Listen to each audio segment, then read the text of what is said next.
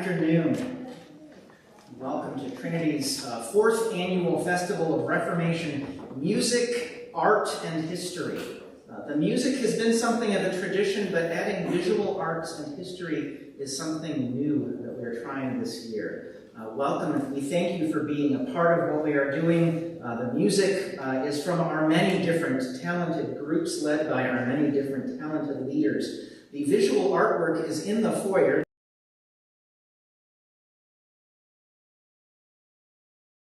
Via silent auction, and the forms are out there too, but I'll let those who know more about that talk about that when we get to that. The historical part today will be provided by our confirmation students. You'll notice that they're talking entirely about women. They are doing that today. So more on that as we get to them. Quick word about our facilities here. If you do need to use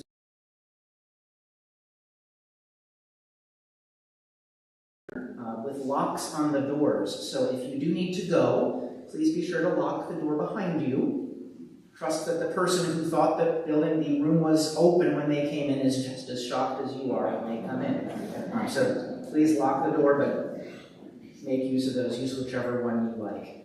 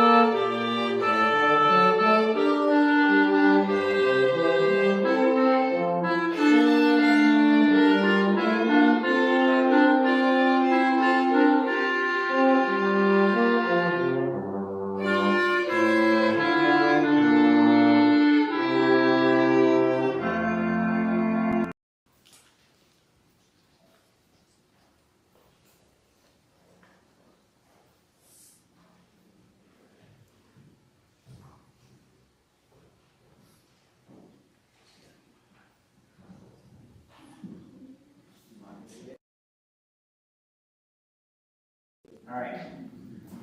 Our first Reformation woman was researched and written about by Elena Alt. Katharina von Bora was the wife of Martin Luther. She lived in München. Her official title was Die Lutherin, which meant the Lutheress. Katharina von Bora contributed to the work of the Reformation by helping set precedents for Protestant families and clergy marriages. She didn't write, publish, or preach. She was a Catholic nun who escaped from the convent and then married Martin Luther at the age of 26. After they were married, she managed the farm and brewery and helped care for the sick during times of illness. She became one of Luther's trusted advisors. She lived between 1499 and 1552. Thank you, Elena.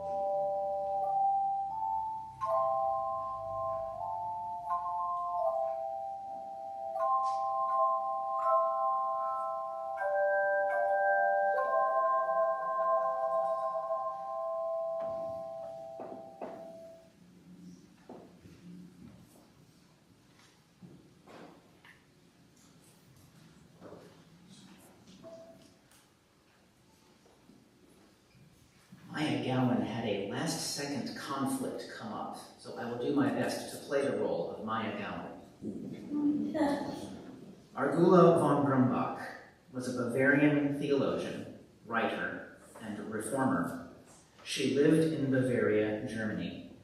She contributed to the work of the Reformation by writing. She became the first Protestant woman writer publishing letters and poems defending Martin Luther and other Protestant groups.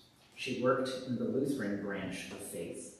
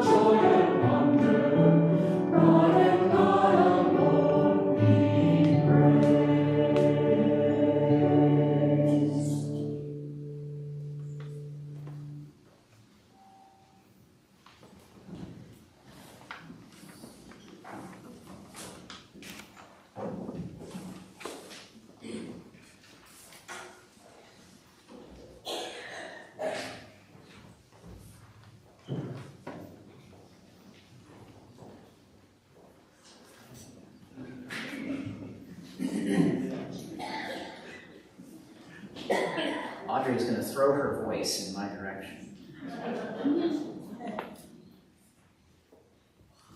Okay.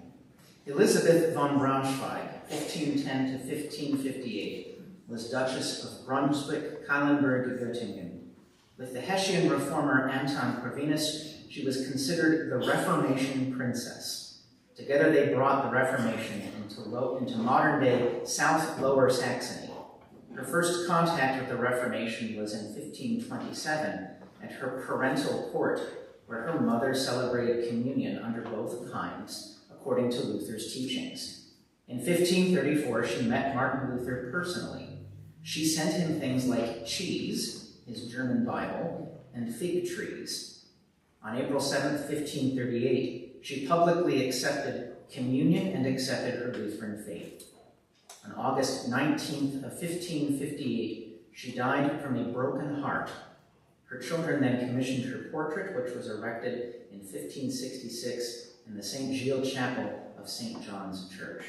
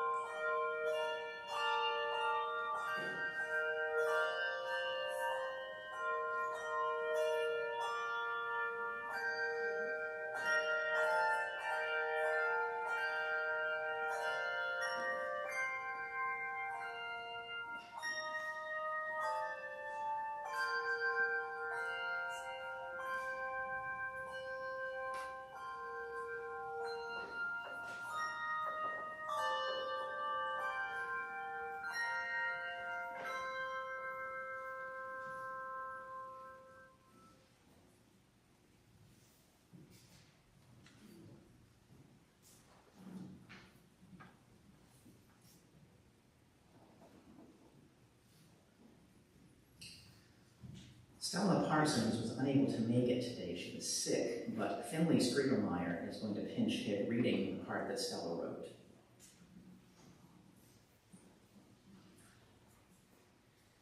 Marie Dentier was a theologian, writer, and street preacher. She lived in Geneva, Switzerland, and she contributed to the Genevan religion and politics, as well as preaching and the closure of Geneva's convents.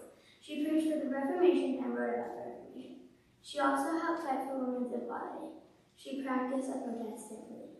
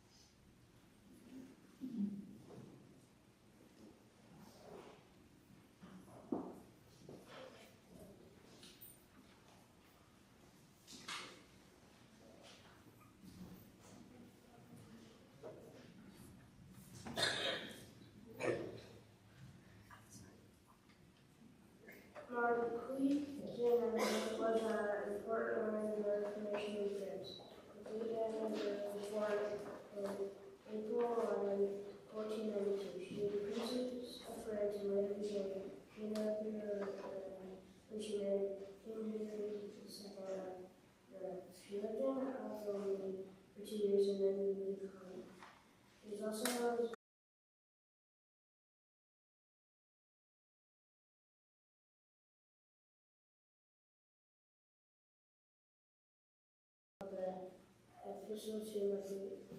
the epistle to the epistle criticized the person to expel Calvin. He went to a Catholic church and she was not a Calvinist. When she died in 1549, the religious wars occurred in France.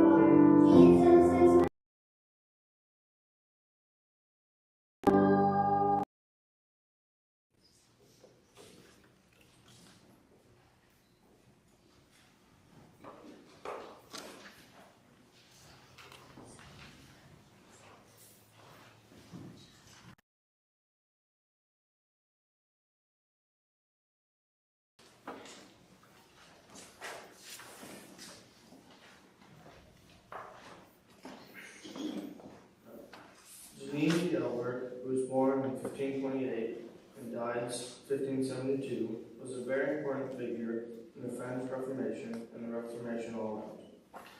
She was Queen of Navarre, niece of King Francois I of France. She wrote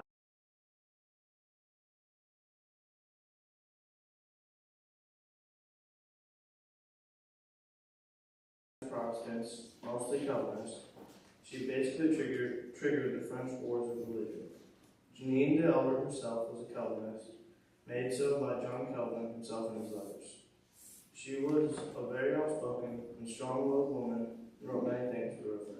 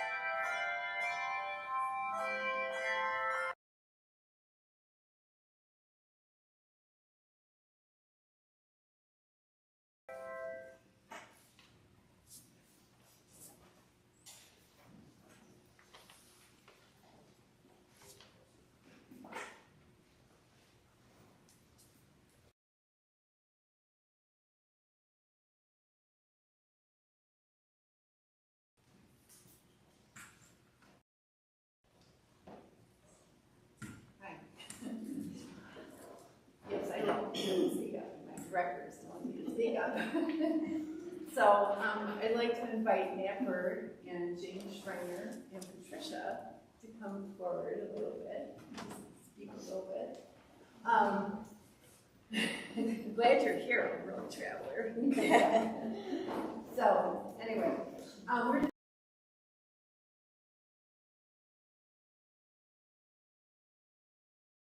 in our process and what we have. Ziping, when she planned this concert, asked if it was possible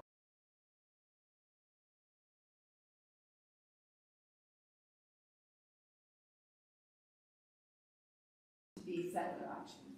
So we started this process last week, and the bid sheets are out there, and we invite you, when we take a little admission, to go ahead and circulate a little bit more.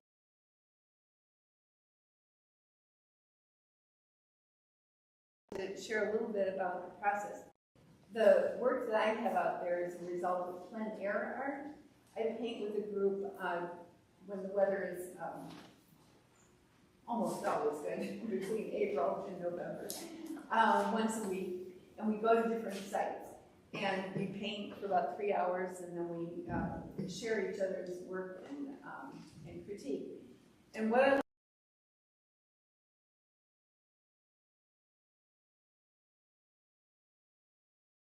painting from observation, and the one painting that's out there from West Beach, it was a really wild and windy day that day. It was like it had to keep everything in place, so it holds down. But what's wonderful is just the light and the pattern and the changing shadows. It's just an incredible opportunity to paint from nature. So what you take away from that process is it's right there for you to enjoy. So the other one was done as a study during COVID, and then that one is kind of light and cheerful. Anyway, so who'd like to know? Oh. They're all my name. Hi, everybody. I'm Matt Berg. I have a couple of paintings up there. I paint from pictures and a wide variety of things. In the instance that's out there, there are some studies about place and being from the central part of the state and living there and moving.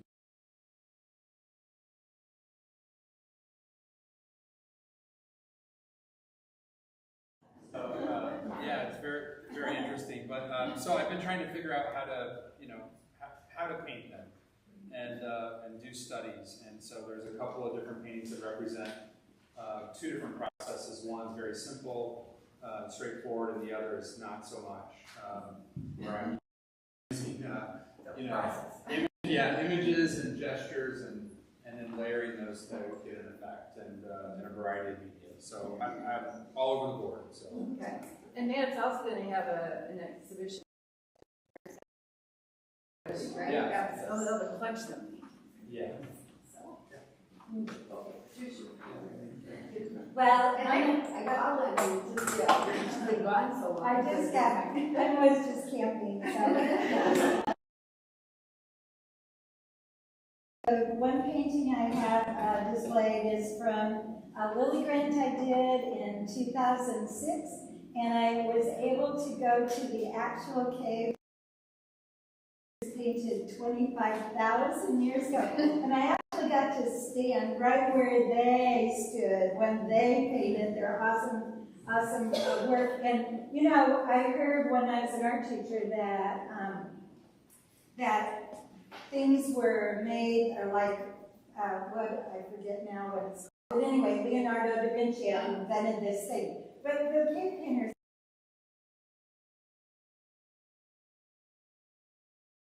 Original language? Yeah, art is the original language, and I have it on my car. And so anyway, yeah, two of the paintings that I saw in La Fonte de Gomme, and that was a cave that we actually took lanterns into, and the guide had us go along the walls, and you could see how the cave painters actually saw. One of the paintings had a bull with his head going this way, and also this way in the same picture. And the reason was when you go by with the light, it makes it look like he's moving. It was so cool. I didn't do that one there, but yeah, it was really an animation. And then the other thing I donated is one of my books, and this one is Artie, the play is about all the different relatives of Artie the Fly going through history and the different great artists that they met along the way. And by helping him, that's how his mobile started moving. The flies I mean, that's really, yeah, it's amazing. so the really. books and, Yeah. yeah.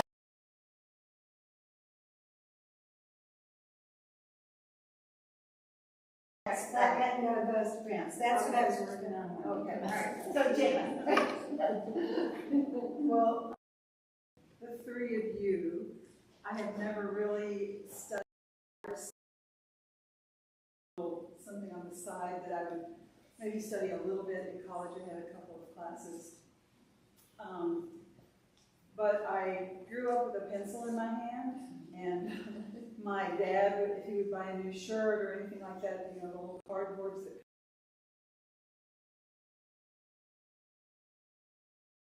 for some reason, I just always liked to draw, and mostly I like to draw people. So the classes I took in college were mostly life drawings. And I really love doing that, but it's hard to find models these days, so I morphed into doing more scripts of various kinds, primarily italic calligraphy, and I mostly learned from books and some encouragement from another calligrapher, and mostly stuck to the things I saw in the book, you know, pretty much copied what I saw there. And then more recently, I keep seeing dancing lettering all over the place, and so I thought, well, I'm going to try that. So I started that, and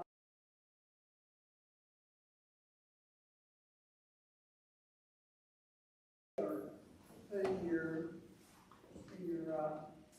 fire outside to warm yourself. But no, I have to take it home and store it away.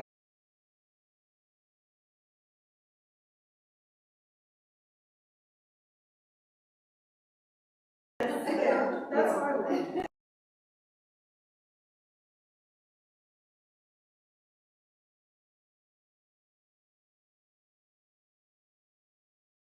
Of its time, but it needed to be repainted, and a friend of mine who is an artist who does Mindy art, henna on hands and feet and parts of your body. I've watched some of her videos. In countries like this. Thank you for being. Yeah. Thank you.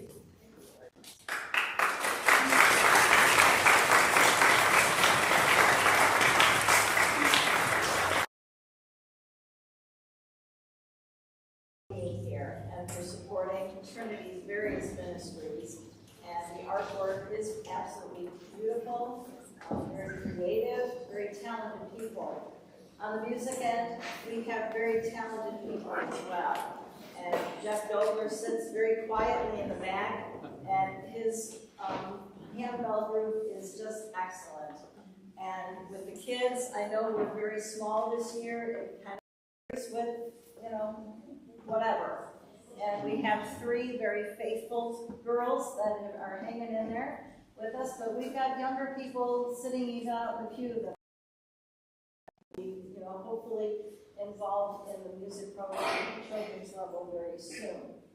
The Tone Chimes have been around since I think about 1998 when I kind of came on the scene here at Trinity. And they wear out with time. We have replaced one bell with a metallophone for this evening's performance, as a matter of fact, because that bell.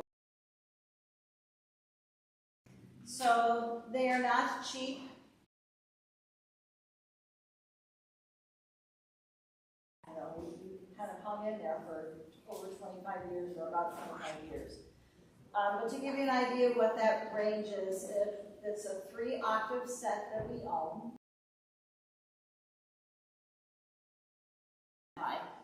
So there's a 3-octave range, and the cost will be about $2,600. If we try and salvage and send away with maybe 7 bells, piece at a time, and have it redone and shipped back. We're probably talking hundreds of dollars just that way alone. So it really is more. Get a whole new set. We can still keep the other set as long as they're in tune with the set, and we can have lots of ringers. We're kind of a multi-generational group right now.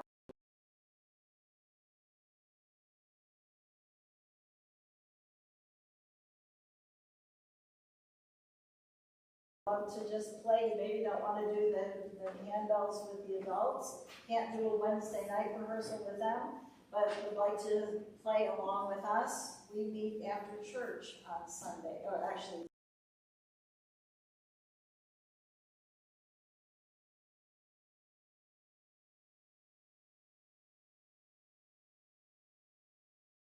a whole lot more repertoire if we had more hands playing those bells.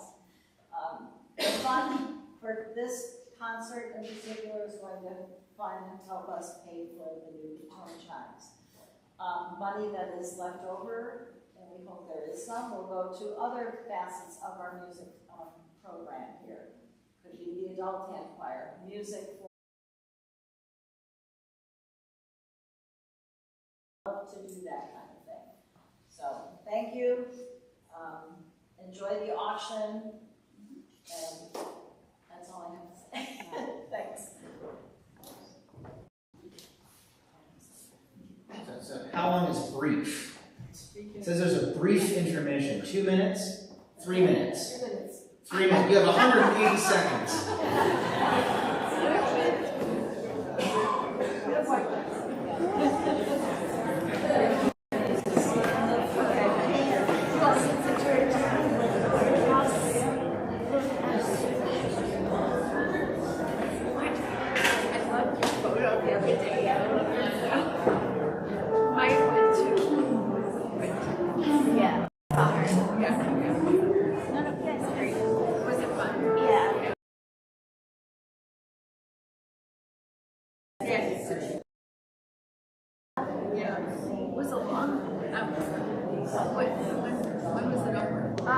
It started at 10:30, finished at 7. So about an hour and a half. Oh, okay.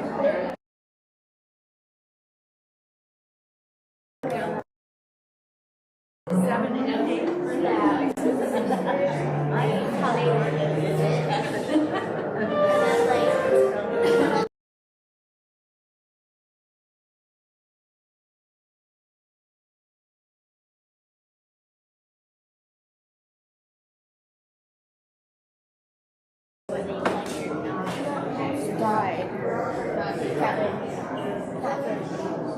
Back and right. You have to go whether you like it or not.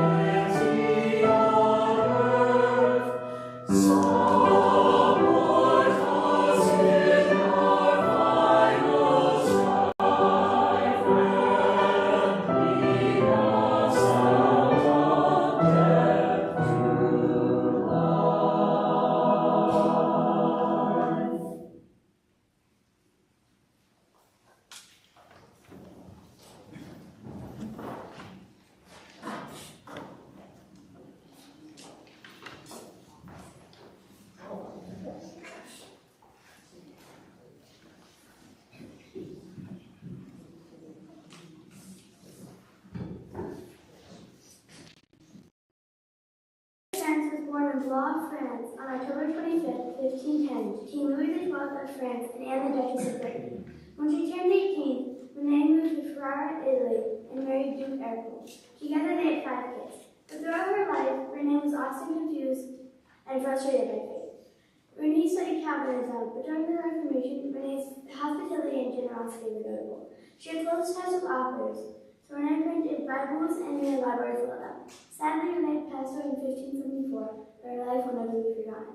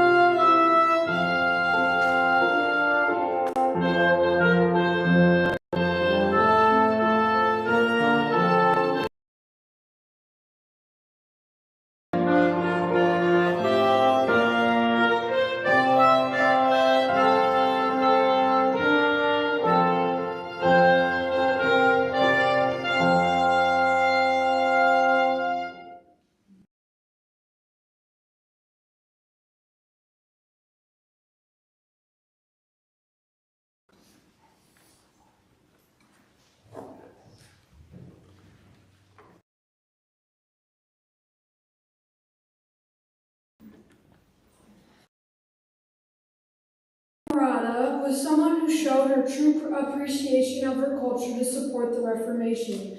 Olympia was born in 1526 in Ferrara, which is located in Emilia-Romagna, northern Italy. Olympia was a part of Protestantism, a Western Christian branch.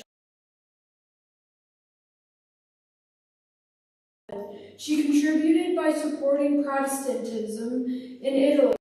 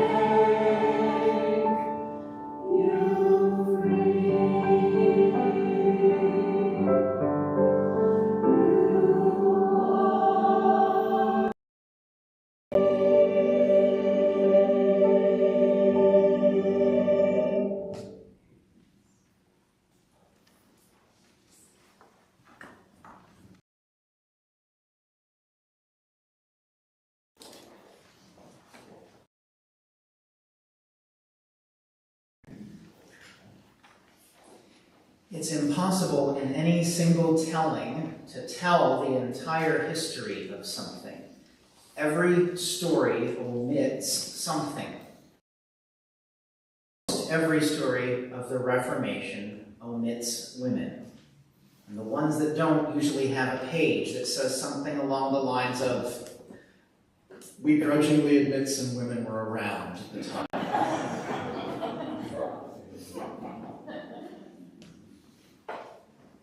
Most of the women mentioned today are ones that we've never heard of, because we've intentionally left them out for 500 years. But as you can see, our young people know who they are. Our young people worked and dug and found out things about them that they shared with us. It does not need to be this way, that we do not know who these folks are.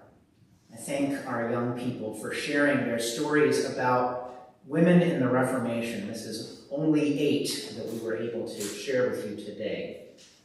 Hopefully we can continue to share these kinds of stories, to understand that it's not simply the biggest names or even the ones that are Lutheran, but that women played a vital role in the work that happened in this period. We would not be able to stand here and others like them, sure that the faith was shared again and again, that it was safe to do so, that it was shared in salons and drawing rooms and shared in homes and shared on the streets. Because the Reformation happened everywhere, not just inside the brains of a couple of very smart but very limited men.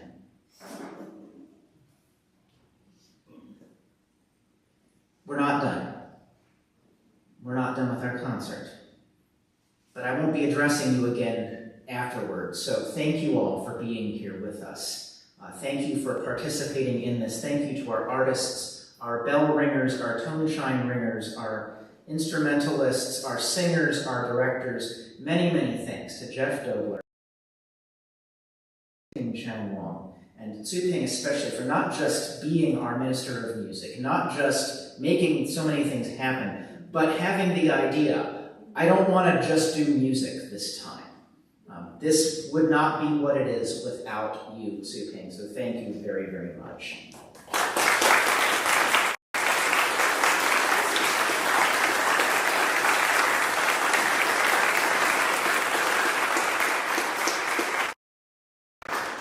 In your pew racks, there's a red book, a big, heavy red book. This is your time. Turn to page hymn 503. You will be asked to sing stanzas 2 and 4. And please stand as you are able.